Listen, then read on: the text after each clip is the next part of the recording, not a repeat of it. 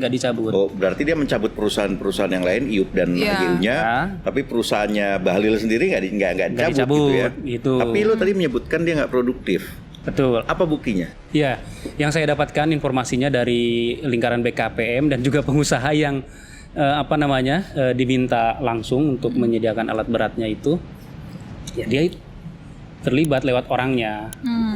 Orangnya dia pakai geng HMI. Oh, jaringan itu HMI. ya, organisasi ya. Jadi geng HMI hidupkan kembali itu disitulah terjadi ada lobby-lobby, kemudian ada permintaan dari di lingkaran BKPM lah untuk menghidupkan. Siapa yang berkuasa menghidupkan itu, Wan? BKPM sendiri, bukan BKPM, Satgas ya. Satgas Satgas bisa mencabut dan kembali memberikan izin ya. Ada Bahlil sendiri yang menemui. Ada juga timnya ya, Satgas itu.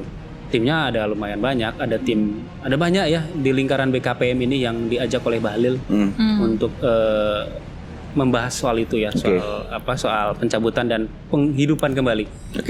Pemulihan kembali IUP izin tambang-tambang ini. Mereka bayar nggak itu buat menghidupkan lagi itu? Yang saya dapatkan informasinya ada yang bayar. Besarannya miliaran. Tapi ada juga yang meminta saham. Informasi yang saya peroleh lagi-lagi dari pengusaha ya, Bahlil meminta saham. Saham diduga perusahaan. meminta saham ya. Saham perusahaannya atau? Saham perusahaannya. Berapa banyak diminta? 20-30%. Ada yang sampai, informasi yang saya peroleh ya, ada yang sampai 70%. 70%. Tapi yang konsisten itu cerita dari para pengusaha itu 20-30%. Itu konsisten. Nah, itu saham itu menjadi milik dia atau bagaimana? Ya, nanti dia akan menempatkan orang di situ. Oh, menempatkan orang. Jadi dengar juga Bahlil punya perusahaan tambang ya di Konawe ya. Ya, betul. Dia itu sebetulnya punya banyak perusahaan tambang di situ, semua aplikasi ya. Semacam aplikasi, dan di situ semua data pemilik saham, lalu kemudian data perizinan ada di situ, kira-kira kayak gitu ya. Singkatnya ya.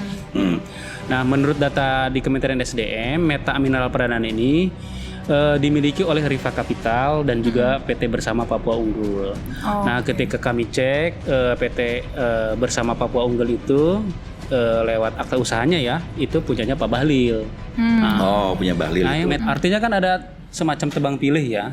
Yang lain misalnya itu dicabut. Benar, ini artinya nggak dicabut. Ini nggak dicabut. Yang Meta Mineral Pradana ini tak produktif. Ada juga perusahaan yang izinnya lengkap. Izinnya itu termasuk juga dapat IPPKH, tapi dicabut juga. Contohnya PT Bela Kencana yang ada di mana? Di Pulau Obi.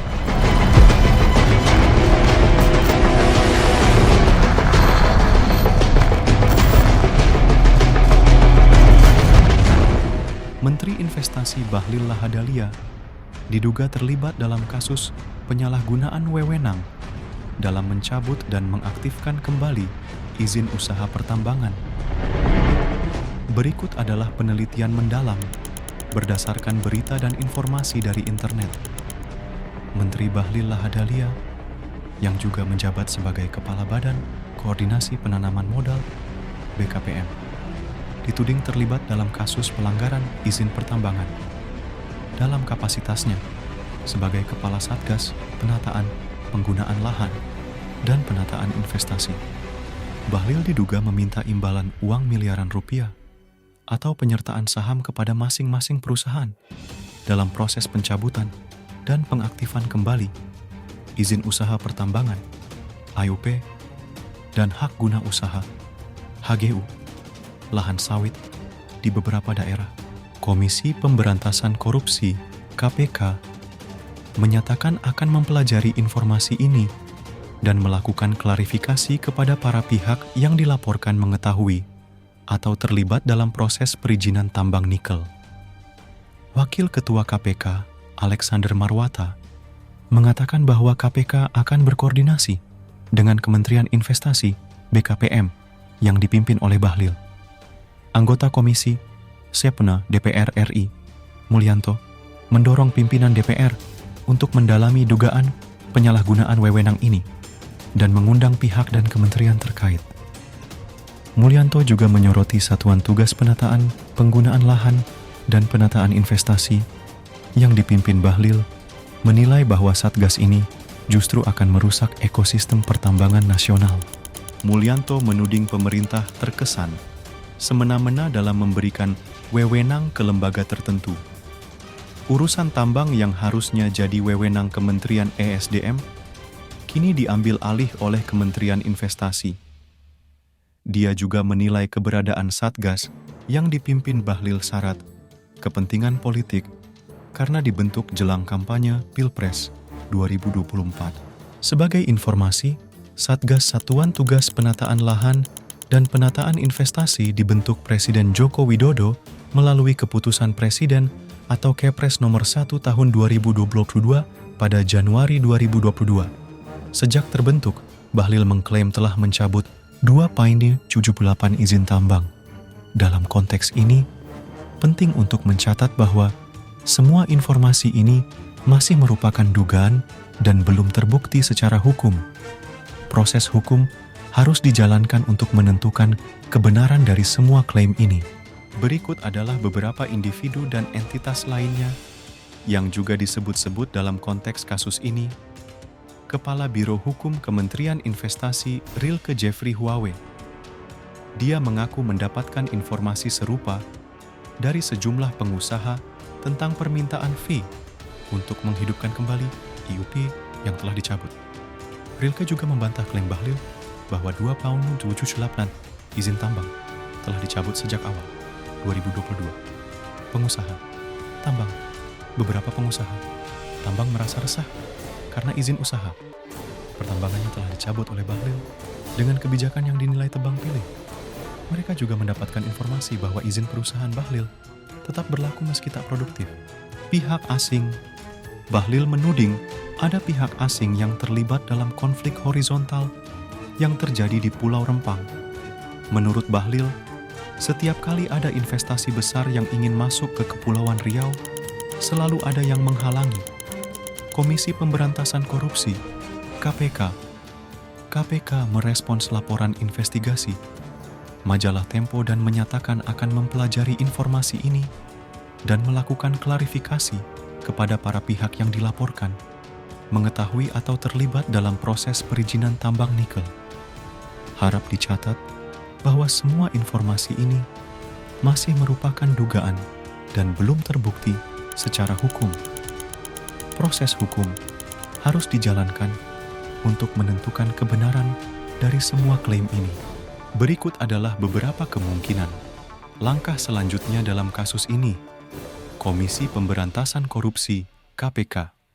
KPK telah merespons laporan investigasi ini dan menyatakan akan mempelajari informasi tersebut serta melakukan klarifikasi kepada para pihak yang dilaporkan, mengetahui atau terlibat dalam proses perizinan tambang nikel. KPK juga akan berkoordinasi dengan Kementerian Investasi (BKPM) yang dipimpin oleh Bahlil.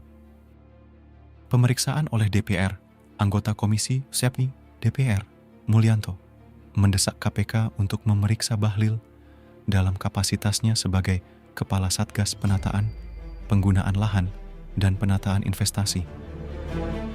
Jika DPR memutuskan untuk melanjutkan dengan pemeriksaan ini, Bahlil dan pihak lain yang terlibat mungkin akan dipanggil untuk memberikan kesaksian.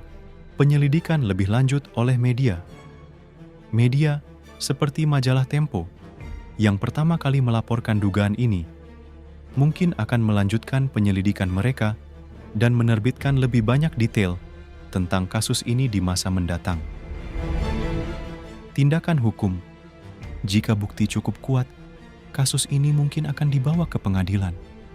Di sana, semua pihak yang terlibat akan diberikan kesempatan untuk membela diri mereka. Harap dicatat bahwa semua langkah ini masih bersifat spekulatif dan akan sangat bergantung pada bagaimana situasi berkembang. Selain itu, semua informasi ini masih merupakan dugaan dan belum terbukti secara hukum. Proses hukum harus dijalankan untuk menentukan kebenaran dari semua klaim ini. Jika Menteri Bahlil Lahadalia terbukti bersalah atas dugaan penyalahgunaan wewenang, berikut adalah beberapa konsekuensi hukum yang mungkin dihadapi. Sanksi administratif. Jika ditemukan adanya penyalahgunaan wewenang, maka dapat dikenakan sanksi administratif. Sanksi ini biasanya berupa pemecatan atau penurunan jabatan. Sanksi pidana. Jika ditemukan niat jahat dalam penyalahgunaan wewenang, maka ini termasuk dalam ranah pidana. Dalam hal ini, bahlil bisa dijerat dengan hukuman penjara dan atau denda. Pengembalian kerugian negara. Jika penyalahgunaan wewenang tersebut berakibat pada kerugian perekonomian negara, maka bahlil mungkin diwajibkan untuk mengembalikan kerugian tersebut. Pencabutan izin. Jika terbukti melakukan penyalahgunaan wewenang, izin usaha pertambangan yang dikelola oleh bahlil bisa dicabut.